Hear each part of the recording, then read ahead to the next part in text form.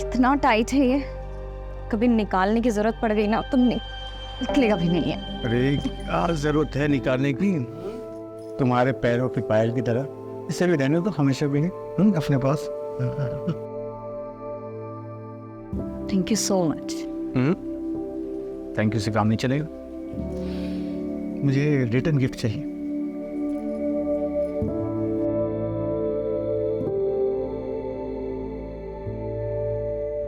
एक मिनट, मैं अभी आया। क्या हो गया? कुछ अभी आया मैं बस। अरे कहाँ जा?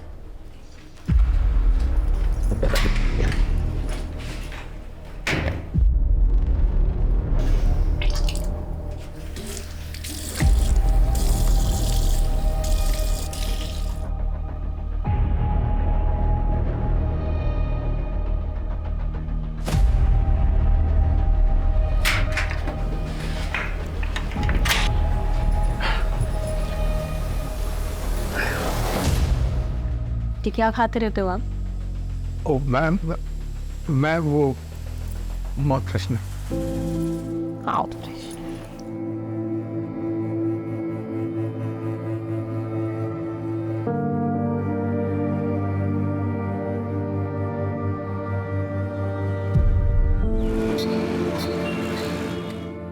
प्रेगनेंसी टेस्ट तो पॉजिटिव है बट काफ़ी कॉम्प्लिकेशंस हैं, स्पेशली फर्स्ट 3 मंथ्स बहुत ज़्यादा चैलेंजिंग होने वाले हैं। आपको बहुत एहतियात बरतनी होगी। ज़्यादा घबराने की कोई ज़रूरत नहीं है, मैं बच्चा होने तक यहीं रुक जाऊंगी, तुम्हारी मदद भी हो जाएगी। नहीं भाभी, उसकी ज़रूरत नहीं। मेरा मतलब है कि आप यहाँ रहेंगी तो सोनू मोनू और आपके घर को कौन देखेगा? ज़रूरत नहीं। हाँ वो तो ठीक है, बच्चे की सुरक्षा के लिए मैं हमारे गुरुजी से बात करती हूँ। उनके पास कोई ना कोई तोड़ ज़रूर होगा। हाँ वो ठीक है। एक मिनट। हेलो। और सोनू मोनू, तुम दोनों का क्या चल रहा है? बस 12वीं की तैयारी चालू है मेरी। हाँ मेरी 10वीं की।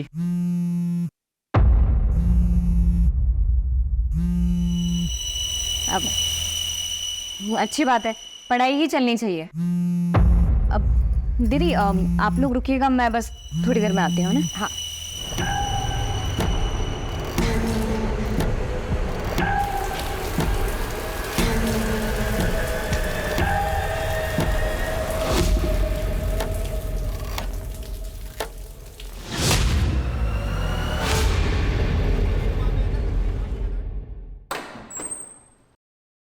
अरे ऐसे बिना बताए कहाँ चले गए थे तुम?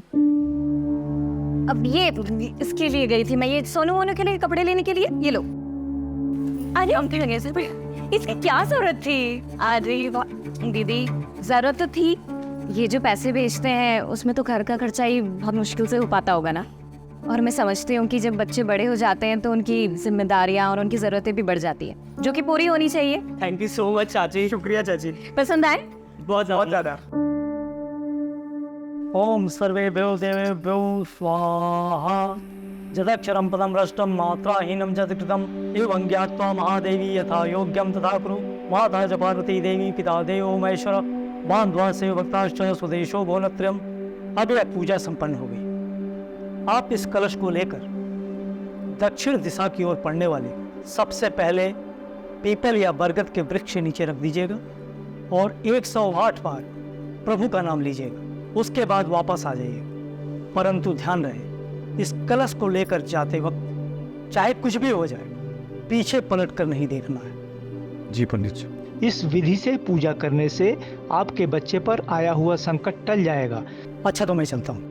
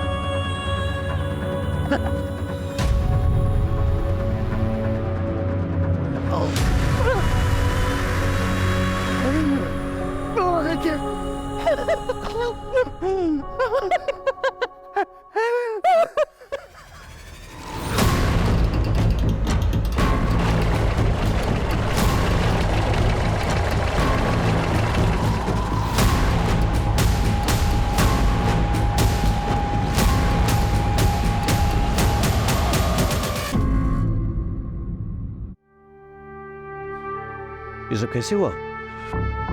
सर, रात को हमारे घर में पूजा थी सर। पंडित जी के आदेश अनुसार मैं वो बोले कि नारियल लेके बरगद के पेड़ में रख के आओ। मैं चला गया सर। 2 घंटे बाद देखा घर की तलाशी नहीं। चल। सर देख के तो लगता है कातिल ने अपना गुस्सा निकाला है, लेकिन सर एक बात मुझे समझ में नहीं आ रही, इतनी बेरहमी से मारा गया है तो मरते वक्त जाहिर सी बात है ये औरत तड़पी होगी, चिल्लाई होगी। आसपास पड़ोसियों में से किसी ने कुछ नहीं सुना, ऐसे कैसे हो सकता है? पहले से मारा गया, फिर हाथ पैर काटे गए। लेकिन सर हाथ पैर क्यों काटेंगे फिर? क्या इन्होंने अपने हाथ पैर में कुछ पहन रखा था? मैं लगा बस वो उनके हाथ में सोने की कड़ी और पैरों में पायल थे। शोम नहीं है, समझे? क्या और कुछ मिसिंग है घर से? नहीं मालूम मुझे। हाँ सर, अंदर ब्लॉकर भी को ब्लॉकर तो तोड़ा गया है। पता नहीं उसके अलावा मुझे कुछ नहीं मालूम सर। सर दरवाजे पर कोई भी फोर्स्ड एंट्री के निशान नहीं है सर। एक काम करो, पूरे घर की तलाशी लो, मर्डर वेपन ढूंढो, आसपास के इलाके हमको छान मारो, पूछताछ करो, फॉरेंसिक को खबर दो और लाश का पोस्टमार्टम होना चाहिए। हाँ बस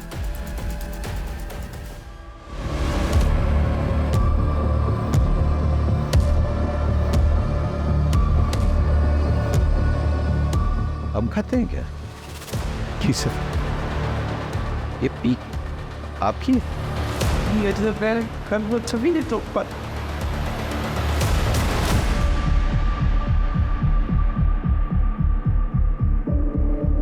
सर ये पक्का रमाकांत का नौकर मनोज और उसका दोस्त सुरेश का काम है सर। दोनों की गंदी नज़र थी साहब नीतू भाभी पर। सर ये जरूर रमाकांत के चचेरे जीजा महेश और उसके दोनों बेटों विशाल और अजय का काम। ऐसा क्यों? सर उन दोनों परिवारों के बीच में गहरी दुश्मनी है जिसकी नींव 2 साल पहले पड़ी। बात सुनिए, छोटा भाषण। शांत हो जाओ, अरे शांत हो जाओ। हम कहीं भागे नहीं जा रहे हैं, यहीं पर हैं। सबकी समस्या का समाधान करेंगे। हमारे लिए प्रधानमंत्री जी ने जो मुफ्त का राशन भेजा है वो हमको चाहिए और तुमसे माफी भी। तू मांगोगे मेरे पापा से माफी? ए खरगोश तू बैठ, चुप। ये तो टके के पाप से आगे होना। इन चारों में से किसी पे शक है आपको? प्लीज सभी कर सकते हैं सर। सब हमारी जान के पीछे पड़े थे।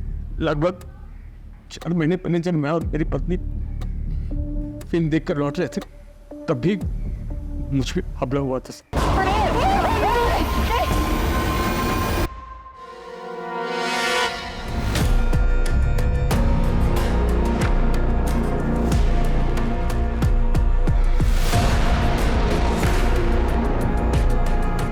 देखना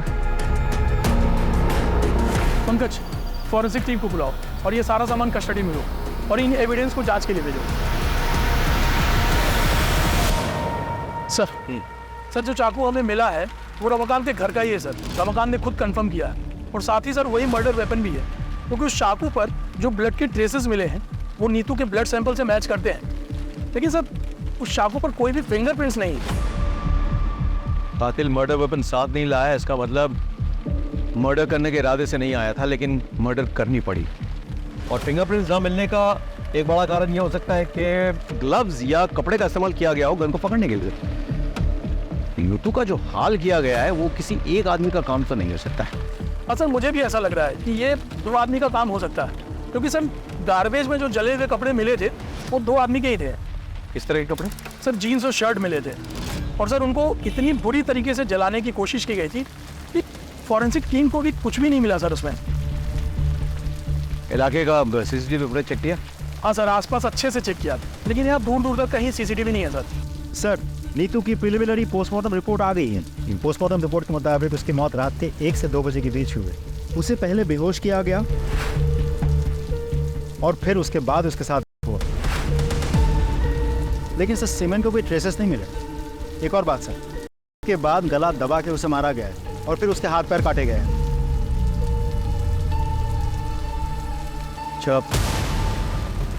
महेश, विशाल, सुरेश, मनोज, इनका कुछ पता चला? सर सुरेश तो यहाँ का है ही नहीं, और महेश की बेटी सोनल ये बता नहीं पा रही है कि इस वक्त बाप और भाई है कहाँ। आपको पता है आपके पिताजी और भाई इस वक्त कहाँ हैं? नहीं सर, मुझे पता नहीं मेरे पापा और भाई कहाँ हैं। सर मनोज की माँ से भी बात हुई। मुझे नहीं पता मनोज कहाँ है, मुझे कुछ बता कर नहीं गया। और इन सबके फोन भी स्विच ऑफ है। राजीव, ये कोइंसिडेंस नहीं हो सकता है। एक काम करो, शहर के तमाम एंट्री एग्जिट पॉइंट्स खोलने का चेक करो, वहाँ के तमाम सीसीटीवी फुटेज कलेक्ट करो। मनोज और सुरेश दोनों रमाकांत के धमकाने के बाद गायब हो गए, तो क्या वो इस कांड को करने के लिए वापस आए थे? ये भी पता चलेगा कि महेश और विशाल क्या ये कांड करके गायब हुए या उससे पहले। चलो महेंद्र, एक टीम बनाओ, आसपास के ज्वेलर से पूछताछ करो, गहनों का फोटोग्राफ दिखाओ। लूट के लिए की गई हत्या का एंगल काफी स्ट्रांग लग रहा था। चलो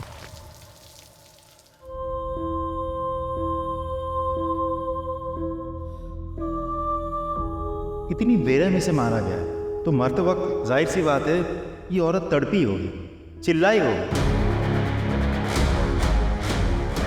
रमाकांत भैया, वो सुखाड़ी और उसका भाई दिलू दोनों सुबह से गायब है, और मैंने कजरी से पूछा तो साफ साफ जवाब नहीं दे रही।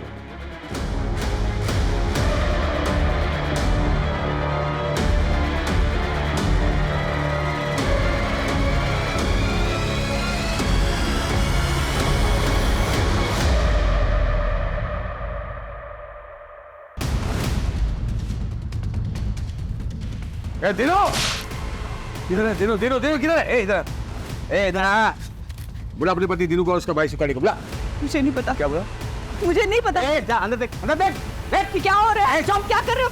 मेरे घर का सामान क्यों तोड़ रहे हो? सच सच बता दो वरना तुम्हें भी नहीं छोड़ेंगे। किधर है दिनो? मालिक, मैं सच बोल रही हूँ।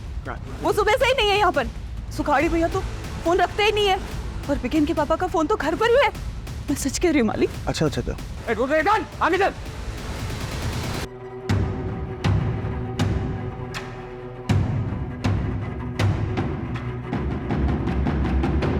जी सर, हमने कजरी से पूछताछ कर ली है। हाँ सर, और सुखाड़ी और उसके भाई दिनू का भी पता कर रहे हैं। अरे अरे क्या हुआ? गाड़ी क्यों रोक दी? क्या हुआ? आप लोगों ने पकड़ लिया मेरी नीतू के हथियारों को?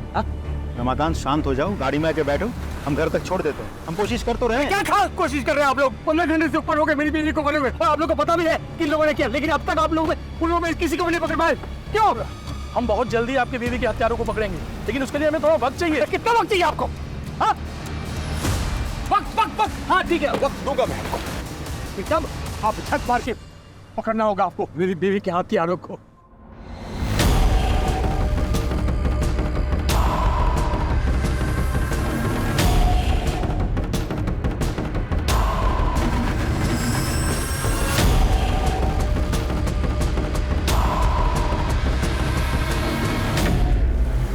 सर आप चिंता मत कीजिए सर, ट्रस्ट मी, कातिल बहुत जल्द पकड़ा जाएगा। Sure sir.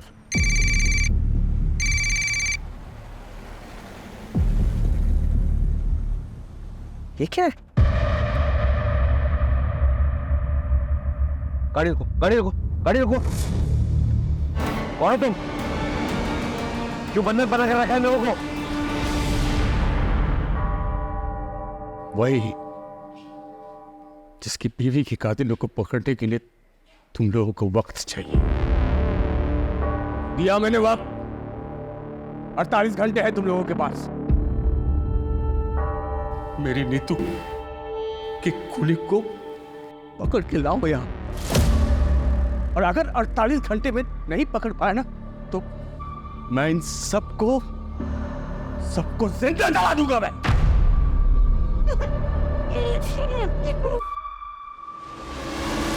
मेरे पानी की टंकी जलाने वाले तेल से भर दिया, और इसके अलावा मैंने घर में अलग अलग जगह जलाने वाला तेल रख दिया है। बस एक माचिस की तीली की देर, फिर ऐसा ब्लास्ट होगा हर तरफ कोहराम मच जाएगा। कोहराम।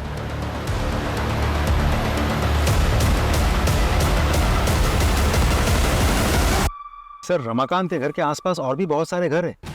अगर रमाकांत के घर में आग लग गई या ब्लास्ट हो गया तो आसपास के सारे घरों में आग लग जाएगी सर। नहीं नहीं, हम ऐसा नहीं होने देंगे। कोई ना कोई रास्ता निकलेगा हॉस्टेज को छुड़ाने का। चलो।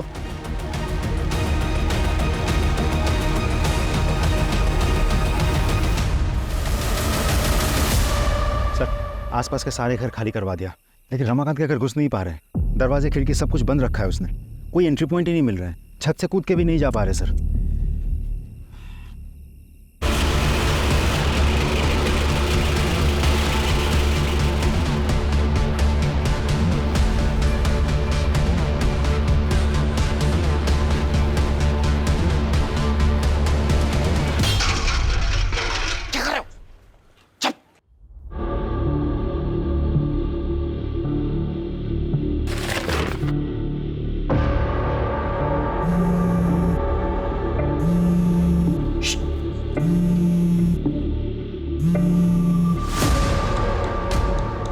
इंस्पेक्टर, तुझे क्या लगता है मुझे पता नहीं है कि तुम लोग मेरे घर के आसपास आ गए हो?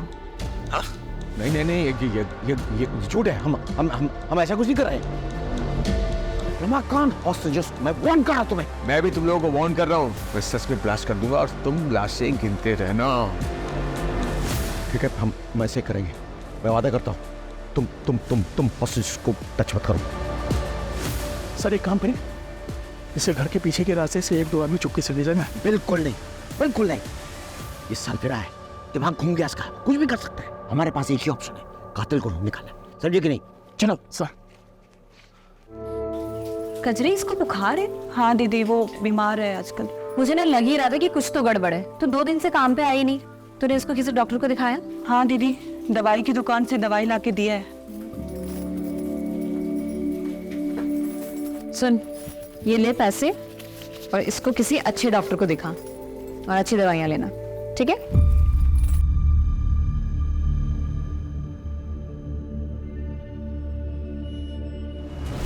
अभी अभी एक बहुत बड़ी खबर आई है। पुलिस के एक्शन से नाखुश नीतू के पति रमाकांत ने 4 लोगों को बंधक बना लिया है। और तो और पुलिस को धमकी भी दी है कि जिन 4 लोगों को उन्होंने बंधक बनाया है उन्हें वो जला डालेगा। ये क्लिप मीडिया को किसने लीक किया? मालूम नहीं सर। मालिक, पानी दे दो, मेरे बच्चे को प्यास लगी है। मालिक पानी दे दो। साहब जी, नमस्ते साहब जी। मैं महेश हूँ, ये हमारा लड़का विशाल है। वो सर फिर आदमी हम लोग को अरेस्ट करवाना चाहता है ना, हम लोग आ गए आपके पास। उसको बोलिए हम लोग खुद सरेंडर करने को तैयार है साहब। प्लीज हमारी सोनाली को बचा लीजिए। और सर हालांकि हमने किसी का खून नहीं किया है, लेकिन अपनी सोनाली के बचाने के लिए हम ये भी इल्जाम अपने सिर पर लेने के लिए तैयार है सर। कुछ कीजिए साहब। हेलो रमाकांत, ये दोनों हमारे हवाले में हैं। इन दोनों ने कबूल किया है कि उन्होंने नीतू को मारा है और उसके गहने चुराए हैं। अब छोड़ दो सबको। ठीक है, मैं बिल्कुल छोड़ दूंगा, लेकिन पहले इन दोनों से मुझे माफी मंगवानी है। पूरी जिंदगी ये महेश और उसके बच्चे मेरे और मेरे परिवार के खिलाफ साजिश रचते आए। हम तुमसे हाथ जोड़ के माफी मांगते हैं। प्लीज हमारी सोनाली को छोड़ दो प्लीज। इतनी आसानी से नहीं। पहले जमीन पर थूक फेंको, उसको चाटो, दोनों के दोनों। चलो चाटो।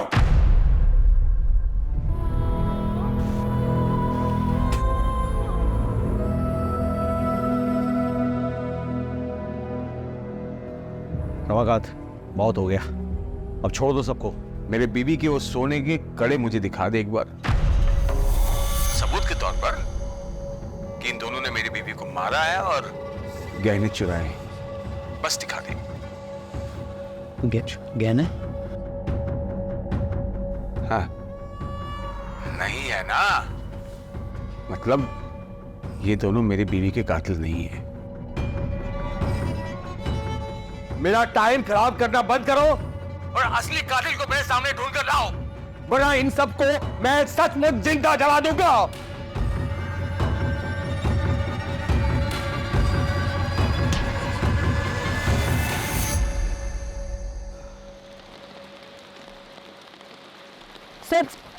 सर, मुझे आपको एक बात बतानी है। कौन हो तुम? मैं समीर हूँ सर। बोलो। नीतू आंटी को मारने में महेश और विशाल शर्मा का ही हाथ है। ए, तुम इतने दावे के साथ ये बात कैसे कह सकते हैं? सर, मैं सोनाली का बॉयफ्रेंड हूँ। हम दोनों एक दूसरे से प्यार करते हैं और बाद में शादी भी करने वाले थे, लेकिन नीतू आंटी ने हमें समझाया। देखो, रमाना कितना भी मॉडर्न क्यों ना होता है, लेकिन जो शादी घर वालों की रजामंदी से की गई होती है उसकी खुशी भाग की गई शादी से कहीं ज्यादा होती है। पर मामी, पापा और भाई कभी भी समीर के लिए नहीं मानेंगे क्योंकि ये दूसरे समुदाय का लड़का है। फिर तो तुम लोग कोशिश तो करो, क्या पता मान जाए। और फिर भी नहीं माने तो मैं हूं ना, मैं तुम लोगों का साथ दूंगी, ठीक है? उन्हीं की बात मानकर सोनाली ने अपने घर वालों से बात की। कब से?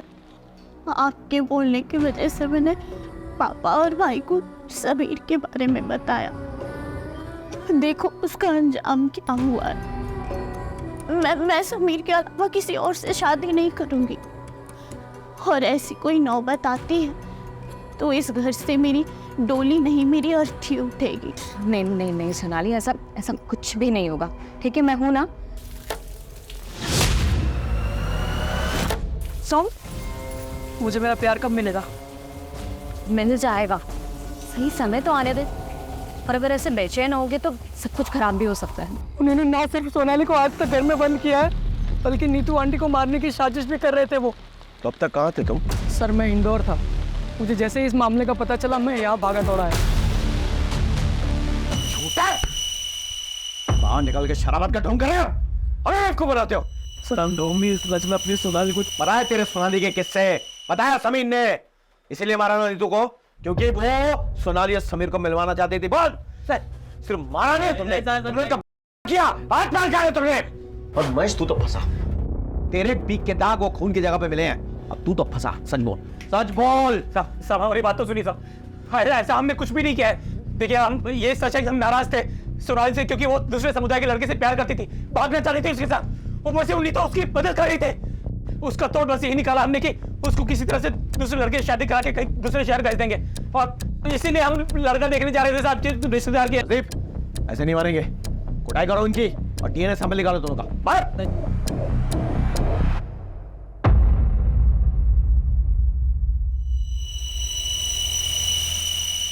देखिए, मैंने आप लोगों को मजबूरी में बुलाया यहाँ पे, और रमाकांत जो है आपे से बाहर हो गए। आप प्लीज उससे बात कीजिए, उसे समझाइए। एक मिनट, कह लीजिए, बात कीजिए। ये क्या कर रहे हो रमाकांत? बंद करो ये सब, छोड़ दो उन मासूमों को। अरे मासूम तो वो थी जिसको मार दिया इन लोगों ने। उसका वो हासिल किया कि देखने सुनने वाले की रूह अब जाए। मैं इन लोगों को तब तक नहीं छोड़ूंगा जब तक उसके असली कातिल नहीं मिल जाते हैं। मैं बोल रही हूँ ना तुमसे, छोड़ दो सबको। तुम्हें तुम्हारी विधवा भाभी का वास्ता। वही वास्ता ना भाभी, हाँ, जिसको दे दे के तुमने अपनी जाल में मुझे फंसाया था। मेरी पूरी जवानी बर्बाद कर दी तुमने, लेकिन अब तुम्हारी वो पैंतरे नहीं चलने वाले। मैं वो रमाकांत नहीं हूं जिसको तुमने अपने पति के मरने के बाद अपनी शारीरिक जरूरतों के लिए फांस रखा था, जिसकी शादी तुम नहीं होने देना चाहती ताकि तुम मालकिन बन के रहो और मैं तुम्हारे बच्चों का पालनहार। बंद करो अपनी ये बकवास। ये चाचा, फालतू बात मत करना, वरना क्या बे? अरे नीतू कितना मानती थी इसको, लेकिन ये उससे जलती थी। सच है भाभी, तुम जलती थी ना। एक बात बताओ, कहीं तुमने तो नहीं मरवा दिया नीतू को? हाँ, सच से बताना, ताकि फिर से सारा कंट्रोल तुम्हारे हाथ में आ जाए। बस करो तुम्हारी बकवास, इससे ज्यादा सुनने की हिम्मत नहीं हमारी।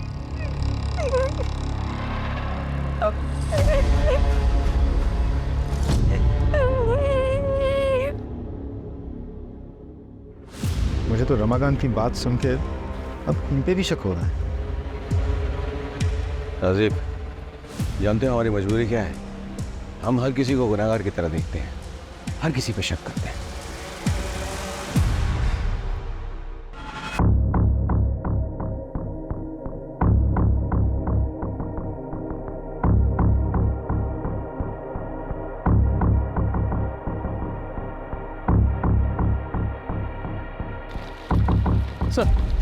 सर ये आधार कार्ड मिला है, लेकिन सर इस पर नाम और एड्रेस दोनों जल चुके हैं। अरे तो नंबर तो है ना, नंबर से डिटेल्स पता करो।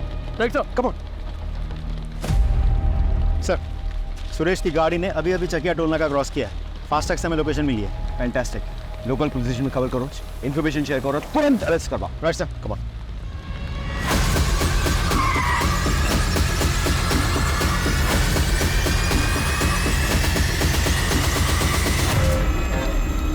बता, क्यों मारा नीतू को?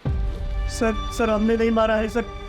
हम लोग यहाँ पर थे ही नहीं, तो मारेंगे कैसे? वो तो तुम्हारी साजिश थी, प्लान था। यहाँ से गायब हो जाओ, फिर वापस आके कत्ल करो, और किसी को विश्वास ही नहीं हो गए तुम लोग यहाँ पे हो। और इसी वजह से एक बार फोन टूट जाने के बाद दोबारा तुम लोगों ने फोन नहीं खरीदा था।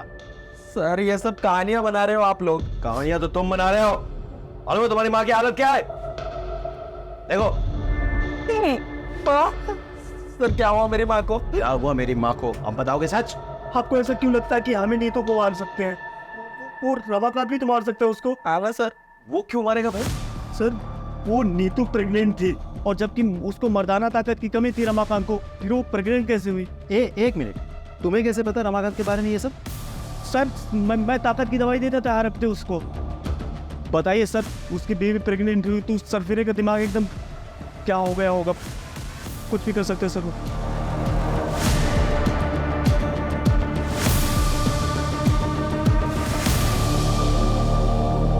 सुरेश और मनोज ने रमाकांत पे जो इल्जाम लगाया है, आपको क्या लगता है इस बात पे कितनी सच्चाई है? डिनाई भी तो नहीं कर सकते। ऐसा पहले भी हुआ है कि पति ने कांड किया, उसके बाद ऐसा ड्रामा किया कि उस पर कोई शक ना करे। तो फिर क्या करे सर, पता कैसे करे? क्योंकि सबके मुताबिक नीतू रमाकांत की जान है, और वो खुद भी ये बोल रहा है। एक काम करे सर, रिवर्स साइकोलॉजी ट्राई करते हैं। नहीं, बहुत रिस्की हो सर, एक बार ट्राई तो करते हैं। No Rajdeep, no. इसमें हेलो, एक मिनट, हेलो।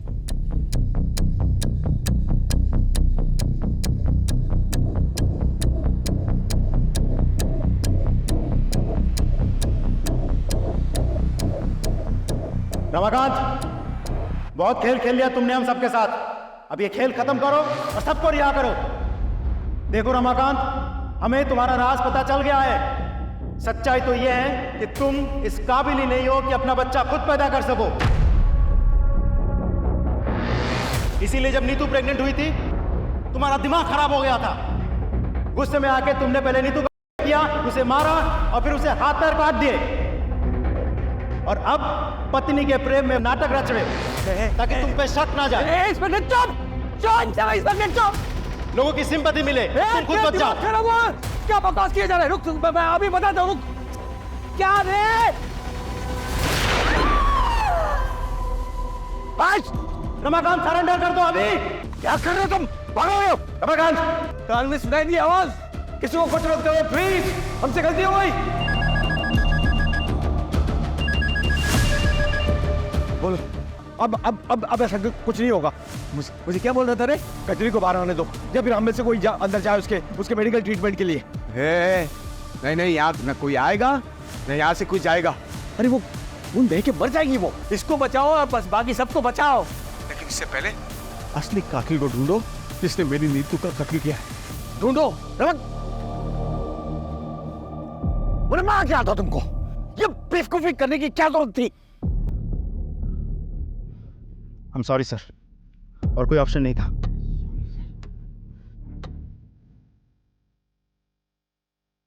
वो सब तो चलता रहता है। अच्छा ये बताओ कि खुशखबरी कब दे रही हूँ? 4था साल चल रहा है तुम्हारी शादी को। सब ठीक तो है ना? हाँ दीदी, सब ठीक है। हाँ, तो बस देर किस बात की?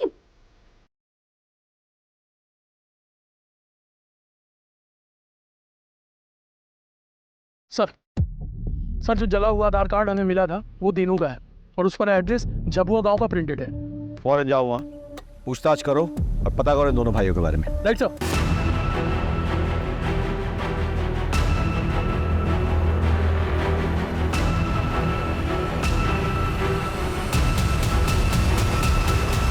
और सच में नीतू को कत्ल नहीं किया है और गहने भी नहीं चुराया जी। अच्छा, तो फिर नीतू के गहने तुम्हारे पास कैसे पहुंचे? ये मैंने चुराया नहीं है सर से, वो नीतू ने खुद ही दे दिए थे सर। भैया इसे बेच के अपनी गांव की जमीन छुड़ा लो, और ये चोरी चकारी बाकी जितने भी गलत काम है ये सब छोड़ दो। खेती करो और ईमानदारी की जिंदगी जियो, इसमें बहुत सुकून मिलेगा आपको। झूठ बोल रहे हो, और यहाँ बैठ के जब तुम झूठ बोल रहे हो ना, कजरी और बीगन वहां तड़प रहे हैं। तड़प रहे हैं सब। मतलब आप मतलब ये कि रमाकांत पकड़ा गया है अपनी बीवी की मौत से। कजरी के पैर को तो गोली मार दी उसने। एक काम कीजिए साहब, ये गुनाह हम दोनों अपने सर पर लेने के लिए ना मंजूर है सर। अब रमाकांत को फोन कीजिए साहब प्लीज।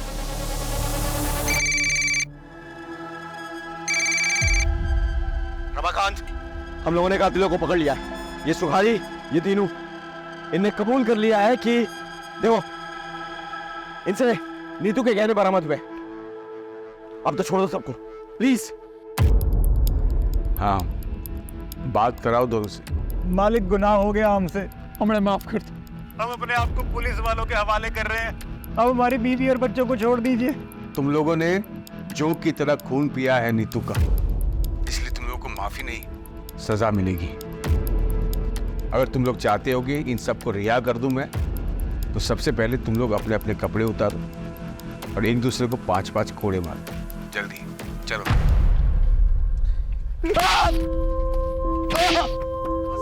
बस बस रमाकांत, बहुत हो गया। अब छोड़ दो लोगों को। तसल्ली हो गई ना?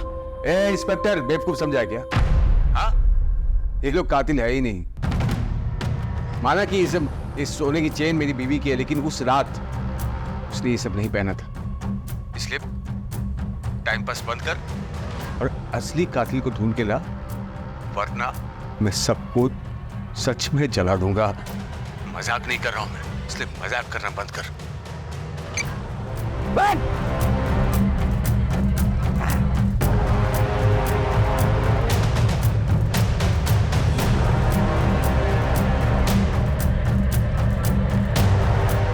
रजीब सर, इन दोनों का भी डीएनए चेक करवाओ।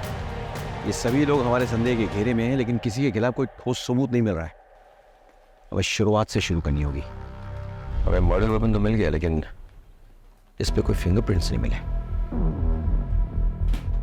जो कपड़े जलाए जा रहे थे वो जीन्स थे, और उनसे हमें यह सुराग मिलता है कि एक नहीं 2 लोग इन्वॉल्व थे, लेकिन जीन्स जले हुए थे, और इसलिए फॉरेंसिक कोई निष्कर्ष नहीं निकाल पाई।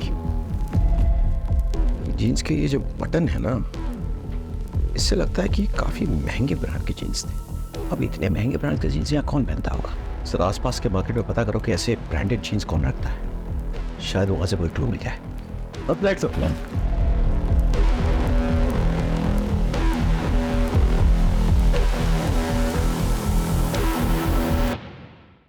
अच्छा, इस ब्रांड की जीन्स तुमने हाल फिलहाल में किसी को बेची है? हाँ साहब, बेची है ना। काफ़ी अरसे के बाद पिछले हफ्ते 2 जीन्स बेची है मैंने। वो क्या बहुत महंगी आती है, तो यहाँ इसके खरीदार कम ही मिलते हैं। अच्छा, जिसको ये जीन्स बेची है उसकी डिटेल्स है तुम्हारे पास? एक मिनट में बिल बुक में देख के बताता हूँ। ये देखिए सर, नीतू शर्मा ने खरीदी थी अपने 2 भतीजों के लिए। छुपाने से कोई फायदा नहीं है। नीतू के गहने तुम्हारे घर से बरामद हुए हैं।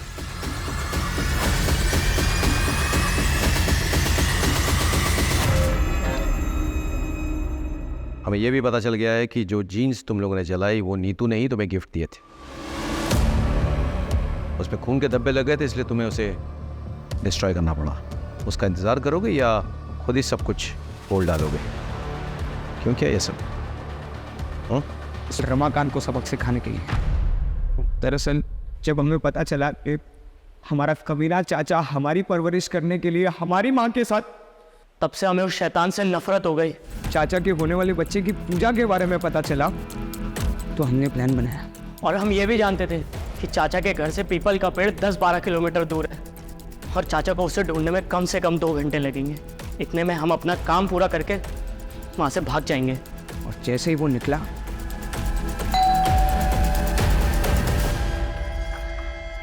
अरे तुम दोनों, चलो अब आ गए तो मेरी मदद ही कर दो।